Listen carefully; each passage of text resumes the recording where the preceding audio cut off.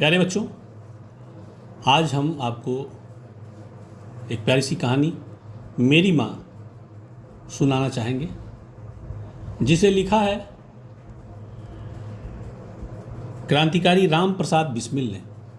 आपको जान के ताज्जुब होगा कि वो एक लेखक भी थे। आइए थोड़ा इनसे परिचय कर लेते हैं। भारत के स्वतंत्रता संग्राम में अनेक क्रांतिकारी वीरों ने अपना बलिदान दिया। सरफरोशी की तमन्ना अब हमारे दिल में है, जैसा तराना लिखने वाले राम प्रसाद बिस्मिल, जी हाँ, राम प्रसाद बिस्मिल ने ही ये लिखा था। सरफरोशी की तमन्ना अब हमारे दिल में है, देखना है जोर कितना बाजुए कातिल में है। ये तराना लिखने वाले राम प्रसाद बिस्मिल थे। बिस्मिल भी उन्हीं क्रांतिकारियों में से एक थे। मात्र 30 वर्ष की आयु में अंग्रेज सरकार द्वारा उन्हें फांसी पर लटका दिया गया। असाधारण प्रतिभा के धनी राम प्रसाद बिस्मिल एक अच्छे कवि और लेखक भी थे। उन्होंने अनेक पुस्तकें लिखी, जिनमें उनकी आत्मकथा काफ़ी चर्चित रही। मेरी माँ उनकी आत्मकथा का ही एक अंश है। मेरी माँ। श्री राम प्रसाद बिस्मिल बड़े होनहार नौजवान थे, गजब के शायर थे, देखने में भी बहुत सुंदर थे, योग्य बहुत थे। जानने वाले कहते थे कि यदि किसी और जगह या किसी और देश या किसी और समय पैदा हुए होते तो सेनाध्यक्ष बनते। यह कहना है हमारे देश के प्रसिद्ध स्वतंत्रता सेनानी भगत सिंह का बिस्मिल के बारे में। राम प्रसाद बिस्मिल का जन्म जब हुआ, उस समय भारत पर अंग्रेजों का आधिपत्य था। बिस्मिल छोटी सी आयु से ही भारत की स्वतंत्रता के लिए अंग्रेजों से लड़ते रहे। अंग्रेजों ने उन्हें जेल भेज दिया और फांसी की सज़ा दे दी। जेल में भी उन्होंने अंग्रेजों के अनेक अत्याचार सहे। जेल में रहते रहते ही उन्होंने चोरी छिपे अपनी आत्मकथा लिखी और अंग्रेजों से बचते बचाते जेल से बाहर भेजते रहे। उनके साथियों ने उसे प्रकाशित भी करवा दिया। इसका नाम रखा गया निज जीवन की एक छटा। इस पुस्तक ने अंग्रेजों के होश उड़ा दिए। लोगों में अंग्रेजों के विरुद्ध क्रोध और बढ़ गया। इस तरह इस आत्मकथा के कारण अंग्रेज बिस्मिल को फांसी देने के बाद भी उन्हें हरा न सके। इस आत्मकथा के माध्यम से आज भी बिस्मिल हमारे मस्तिष्क में जीवित है। आज भी यह आत्मकथा लोगों को प्रेरित करती है। क्या आप भी उनकी आत्मकथा को पढ़ना चाहेंगे? क्या कहा? हाँ, तो यहाँ प्रस्तुत है उसी आत्मकथा का एक अंश। जी हाँ, मेरी माँ। लखनऊ कांग्रेस में जाने के लिए मेरी बड़ी इच्छा थी। दादी जी और पिताजी तो विरोध करते रहे, किंतु माताजी ने मुझे खर्च दे ही दिया। उसी समय शाहजहांपुर में सेवा समिति का आरंभ हुआ था। मैं बड़े उत्साह के साथ सेवा समिति में सहयोग देता था। पिताजी और दादी जी को मेरे इस प्रकार के कार्य अच्छे न लगते थे, किंतु माताजी मेरा उत्साह भंग न होने देती थी, जिसके कारण उन्हें अक्सर पिताजी की डांट फटकार तथा दंड सहन करना पड़ता था। वास्तव में मेरी माताजी देवी हैं। मुझ में जो कुछ जीवन तथा साहस आया, वह मेरी माताजी तथा गुरुदेव श्री सोमदेव जी की कृपाओं का ही परिणाम है।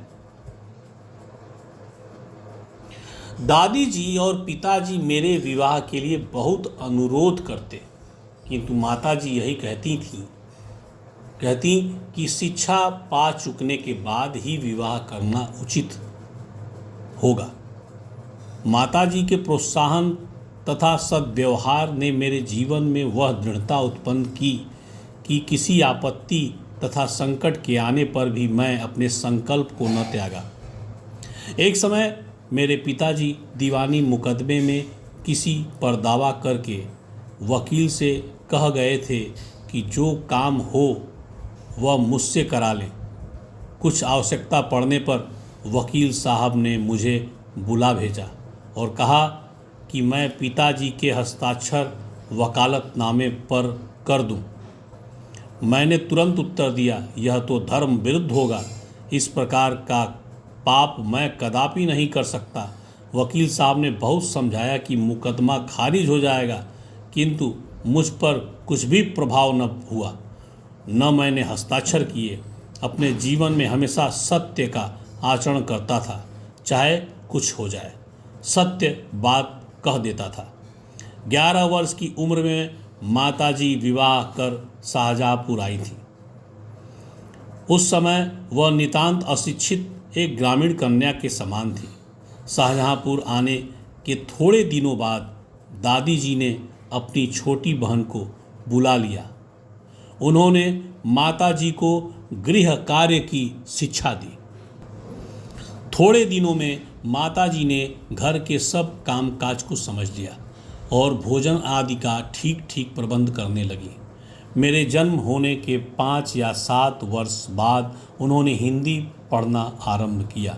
पढ़ने का शौक़ उन्हें खुद ही पैदा हुआ था। मोहल्ले की सखी सहेली जो घर पर आया करती थी, उन्हीं में जो शिक्षित थीं, माताजी उनसे अक्षर बोध करती। इस प्रकार घर का सब काम कर चुकने के बाद जो कुछ समय मिल जाता, उसमें पढ़ना लिखना करती। परिश्रम के फल से थोड़े दिनों में ही वह देवनागरी पुस्तकों का अध्ययन करने लगी।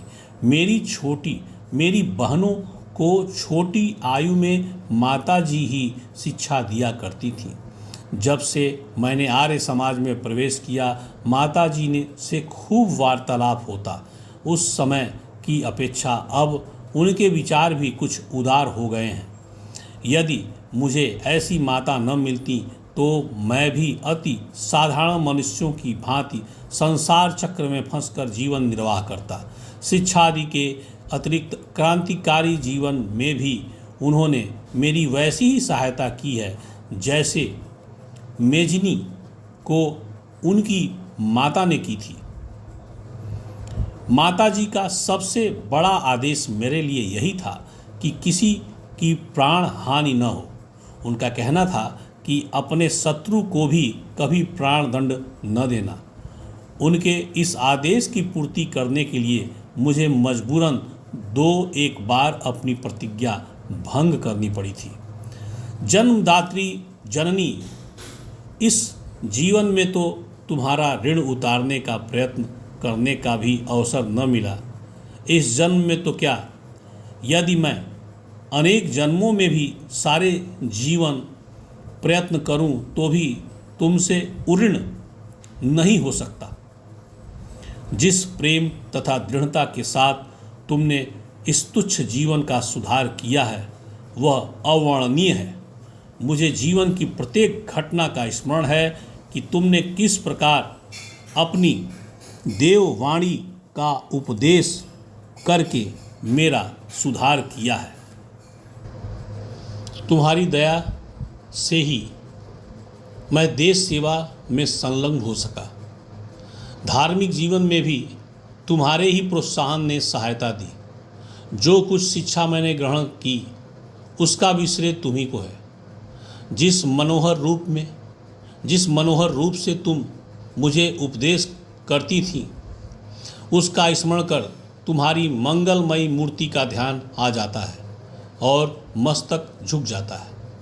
तुम्हें यदि मुझे ताड़ना भी देनी हुई तो बड़े स्नेह से हर बात को समझा दिया।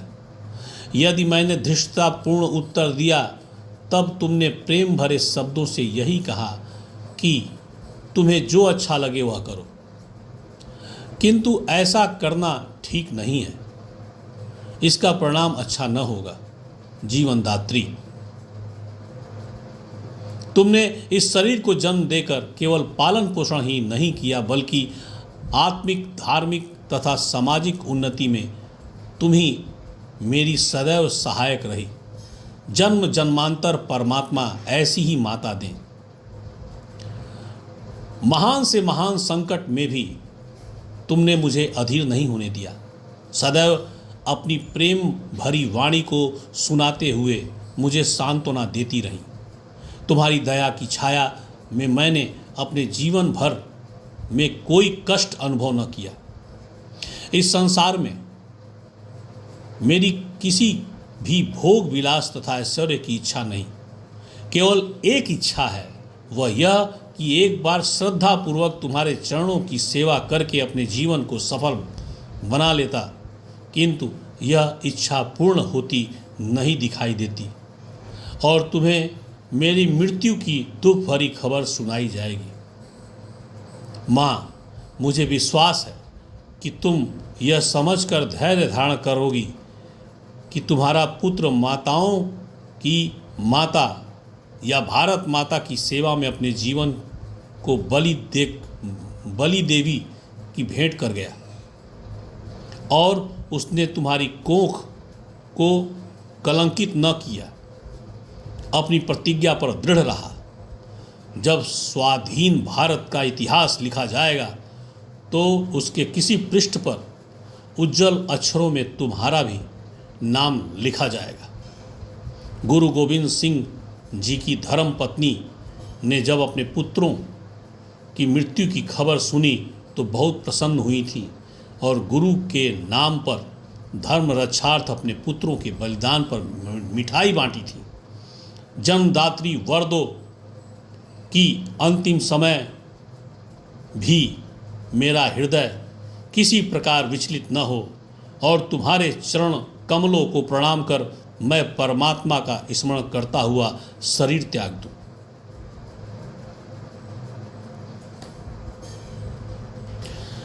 तो ये थी कहानी मशहूर क्रांतिकारी राम प्रसाद बिस्मिल द्वारा लिखी मेरी माँ।